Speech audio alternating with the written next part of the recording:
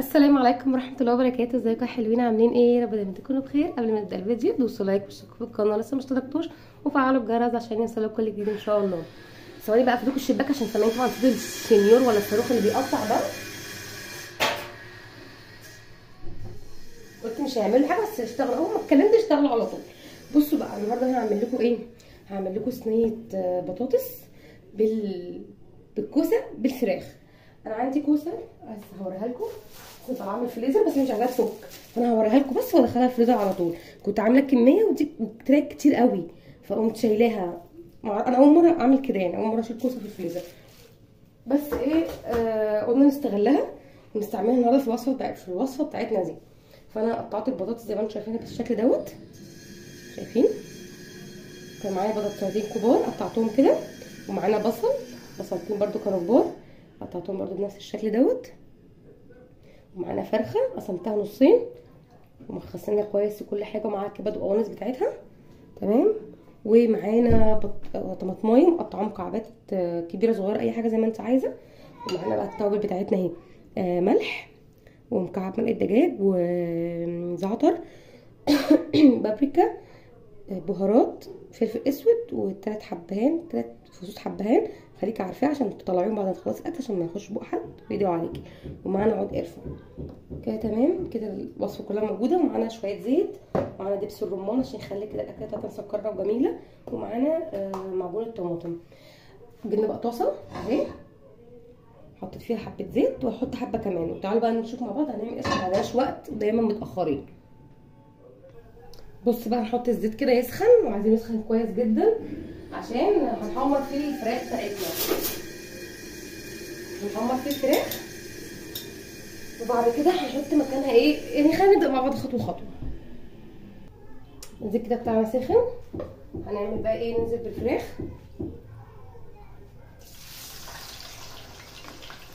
لو في مكان هحط الاتنين جنب بعض كده، هجرب وان شاء الله ايه جم. برضه هحط الكبد والقوانص اللي هون يتحمروا برضه يتشوحوا معاها.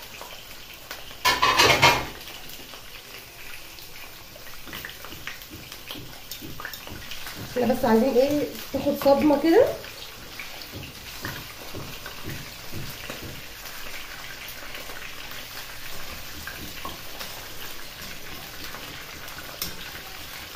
اول ما هتاخد وش هنقلبها الناحيه التانيه، تاخد تشميعه بسيطه وكده هنشيلها خالص. شايفين بقى بعد ما حمرت كده الوش دوت زي ما انتم شايفين، انا قلبتها الناحيه التانيه بتشمع بس تشميعه بسيطه، وهطلعها وهقول لكم بقى هحط مكانها ايه. بص كده انا كنت طلعت خلاص الفراخ بعد ما ايه شمعتها من ناحيتين. مكان البصل بقى مكان الزيت هننزل البصل وبسم الله عشان الزيت سخن جدا. انا وطيت النار شويه عشان ايه ما تحمرش على طول، احنا مش عايزين نحمرها قوي، احنا عايزينها تدبل بس.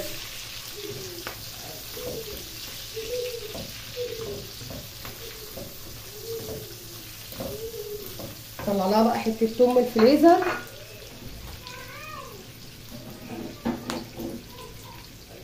اخر حته بقت عندي، شايفين اخر حته خلاص العلبه اتكسرت ازاي عشان ما تستحملش دخولها الفريزر. هاخد منها مكعبايه كده اهو.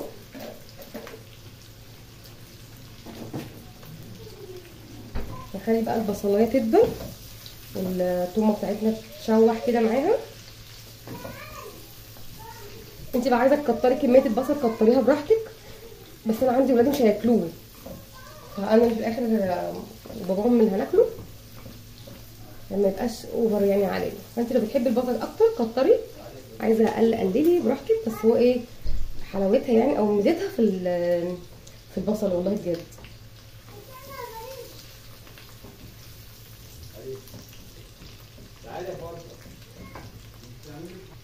بصوا البصله كده بعد ما دبلت معانا شويه هننزل بقى بالايه بالطماطم حاضرينها برده حسب الكميه انت عايزاها، ممكن ما تحطهاش خالص، ممكن تستكفي بس بمعجون الطماطم اللي احنا هنحطه دلوقتي. وهحط كده معلقتين حلوين كده كبار او 3 من الصلصه، وهننزل بالتوابل بتاعتنا. هحطها كلها بس مش هحط القرفه دلوقتي، هحط القرفه في الاخر خالص عشان خاطر ايه ما تبقاش حاميه قوي. هنشوح بقى كل ده مع بعض كده.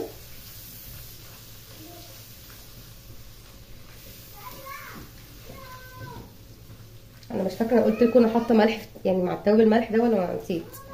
بس عامه الملح برضو ايه طبعا لازم هنحطه. سليم وفريده ومصطفى بيتخانقوا مع بعض عشان خاطر الكلب.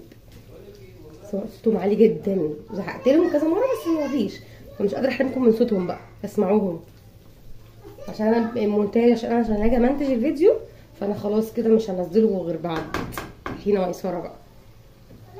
بصوا هخليهم ياخدوا بس غلوه كلهم مع بعض كده، وبعد كده اقول لكم الخطوه اللي بعد كده هتبقى ايه. نسيت اقول لكم اهم حاجه في الموضوع واللي هيديله احلى طعم في الدنيا، دبس الرمان العسل بتاعنا. هنحط له حبه حبه حبه حبه حبه حبه حبه حبه حبه حلوين كده اهو. ما عندكيش دبس رمان حطي لهم معلقه عسل اسود، بس لو العسل الاسود بتاعك انت عارفه بقى مسكر قوي ما تحطيش معلقه كبيره يعني، خليها معلقه صغيره كده اهو. بس دبس الرمان بيودي الاكل الصراحه في حته تانية، وبالذات لما يكون فيه فراخ. الفراخ واللحوم عامه يعني، بس انا بحب مع الفراخ اكتر. يا سلام على الريحه، يا سلام. هسيبه بقى دقيقتين كده اهوت يغلوا مع بعض وهرجع لكم تاني. شايفين بقى كده بعد ما غلت جامد مع بعضها زي ما انتم شايفين، هنعمل بقى ايه، محضرين الخطوه الثانيه بتاعتنا او الثالثه او الرابعه حسب ما الخطوات اللي انتم متابعينها معايا. ننزل بالميه المغليه،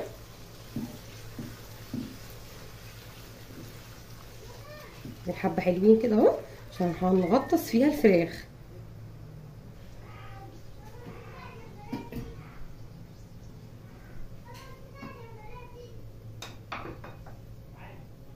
هننزل الفراخ بتاعتنا كده اهو،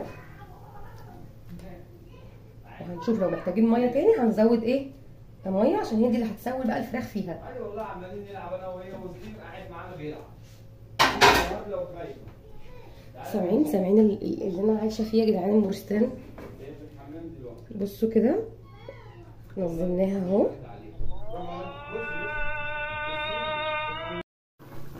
شايفين بقى المرحله اللي هي وصلت ليها دلوقتي. احنا كده بقى هغطيها بحاجه تغطيها كويس عشان تبقى مخموره كده زي ما بيقولوا، عشان تستوي كويس معاكي، عشان احنا برده مش محتاجين قصدي الصوص بتاعها شويه يعني، احنا مش عايزين الصوص بتاعها ينشف، عشان هنكمل بيه سوى البطاطس والكوسه مع بعض، فخلينا برده ماشيين مع بعض خطوه بخطوه. تعالوا بقى هنا نلم ايه مكان ما كنا بنشتغل عشان نعرف نكمل الوصفه بتاعتنا الجميله، عشان بس كل حاجه مكانها كده. وشريط الماجي دوت في اخر واحده هناخدها دلوقتي، شريط براد. معانا بقى ايه الكوسه والبطاطس هنحضرهم مع بعض دلوقتي. هنجيب بقى البايركس بتاعنا دوت، هنعمل فيه البطاطس كده ان شاء الله يكفي، ما محتاجش الاكبر منه. وهناخد الكوسه بتاعتنا يعني يا رب بقى تيجي كلها، عشان ايه انا الصراحه عايزه اخلص منها يعني. اول مره اشيلها مش عارفه دي ظروفها هتبقى ايه، لسه بتلجها يعني، مش عايزينها تفك عشان ما تفكش اصلا وتتهري تبقى مش حلوه. هنشيل بس التلج الايه كده، بس التلج الواضح كده، ويبقى كده كده ايه هيفك مع الجو الحر اللي احنا فيه دلوقتي دوت.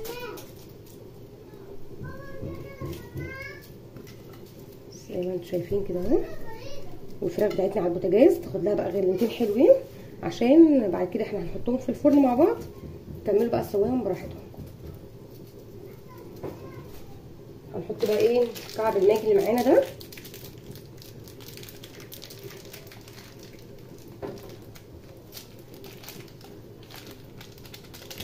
تمام. ونحط شويه ملح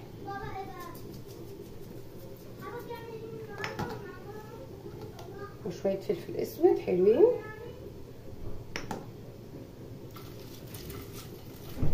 نقلب بقى كله في بعضه كده.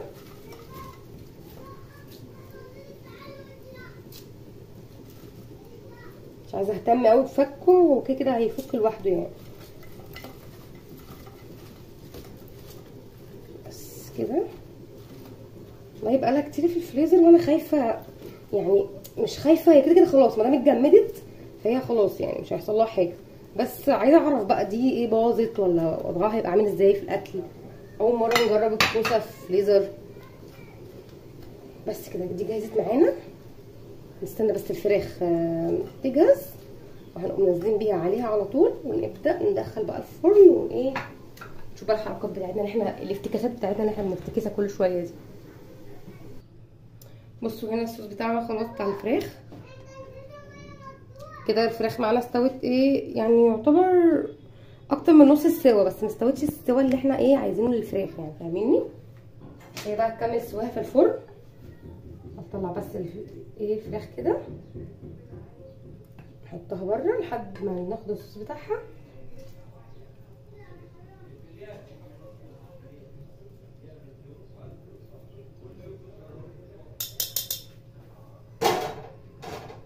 ناخد بقى الصوص بتاعنا.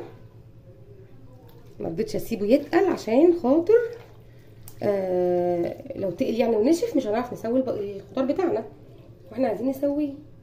فهو هيستوي بايه؟ هيستوي بالصوص اللي احنا عاملينه بتاع الفراخ. شايفين شكله شيك ازاي؟ شكلها شيك قوي. ازاي بقى كمان لو عندك طاجن. انا عايزه اقول لكم انا شلت الحبهان، انا كنت حاطه 3 شلت 2 مش لاقيه الثالثه. يلا بقى الفنا وشوفها اللي هتيجي في بقى.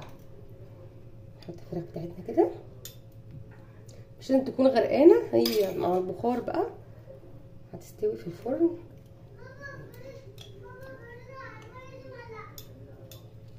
وعايزه اقول لكم الملح بتاعها مظبوط كده. شايفين بقى جمالها وشياكتها وحلاوتها حلاوتها. انا عايزه اقول لكم اول مره اجرب الوصفه دي، ومش وصفه يعني، انا عملها كده بالبركاوي. انا كنت ناوي اعملها بالبطاطس بس الصراحه لما فتحت الفريزر ولقيت الكوسه فقلت ايه المشكله لما نحط الكوسه مع البطاطس عادي جدا كانه طاجن يعني. شايفين البايركس بتاعنا كده خلاص جاهز. شويه ملح بس كده هنمشيهم من هنا. شايفين الجمال والشياكه. نفتح بقى الفرن ونحطها ايه تستوي براحتها، ونعمل جنبهم شويه رز ونرجع بقى مع بعض. هنا بقى كنت ايه حمرت الرز زي ما انتم شايفين، وكده ما اتحرقش. هو اتحمر عشان انت لما بتحط الميه اللون بتاعه بيفتح شويه. حمرته بقى بحبه زيت حلوين وعليهم معلقه سمنه كبيره. ونزلنا بالرز بتاعنا المغسول عشان تبان الواحده وواحده يعني ايه، لو فاتحه الرزايه فاتحه انت تحمريها مش هيبان بينه وبين الابيض. طبعا النوع الرز دوت انا الطريقه دي بحبها جدا، بس ما بحبهاش، بحب اللي بالشعريه بس. احنا قاسمين ابو سريع، بس معلش انا اللي بعمل اكل وبتعب فيه، لازم اعمل اللي يريحني بقى لو مرتين 3 كده. نزيد بقى شويه ملح حسب ما انت عارفه انت بتحطي كميه قد ايه. نحط دولت واقلبه كده شويه تشوح. وبعد كده الميه معانا طبعا مغليه على البوتاجاز الناحيه التانيه اهي، هننزل بيها وبرده نقلبه ونشوف لو محتاج ملح هنحط له، مش محتاج خلاص. نشوحه بس شويه عشان يطلع معانا مفلفل وجميل.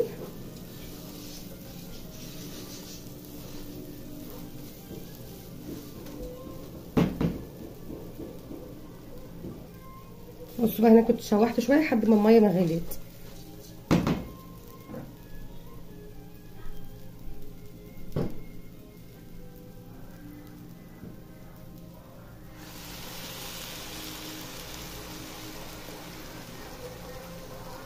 اهم حاجه الميه معاكي تكون مغليه والرز مغسول عشان يطلع معاكي مفلفل.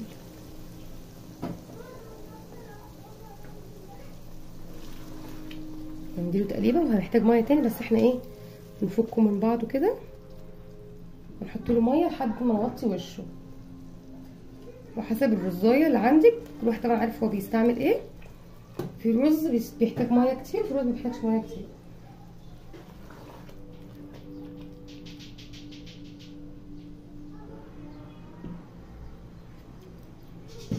محتاج ملح.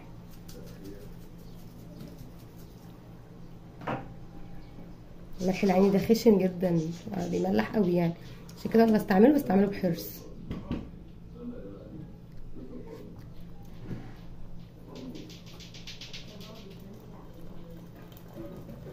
بس كده هو جاهز معانا خلاص. هنسيبه بقى يغلي، واول ما يغلي نقوم موطين عليه النار. وطبعا ايه العين الصغيره بتاعتي اللي بسوي عليها كده يبقى الرز معانا جاهز خلاص. زي ما انتم شايفين الفراخ بتاعتنا خلاص استوت، والكوسه والبطاطس هنطلعها دلوقتي مع بعض، والرز بتاعنا شايفين جميل ازاي. هنطلعها نشوفها كده ايه، نتاكد من سواها.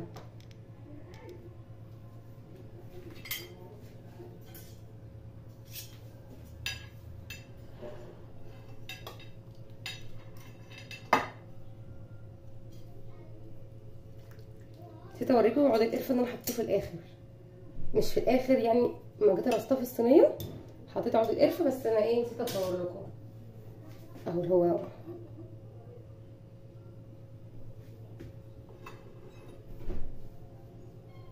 يبقى نطلع البطاطس.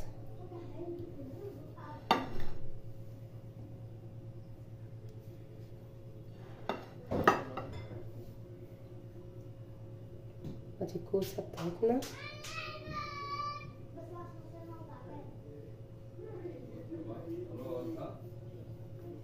نطلع شويه من البصل الصوص بتاعنا.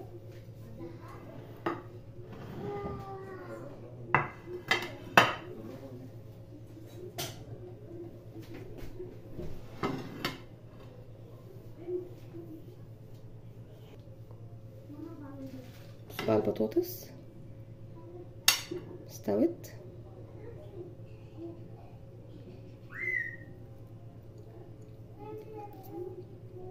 واخد طعم طبعا التتبيله كلها.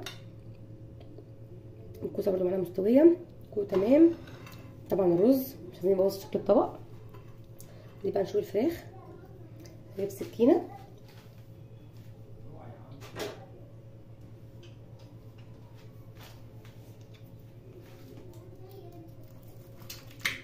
شايفين اتقطعت على طول بسهوله.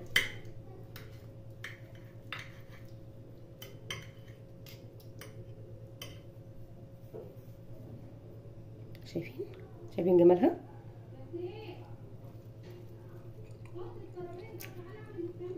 تحفه تحفه بجد.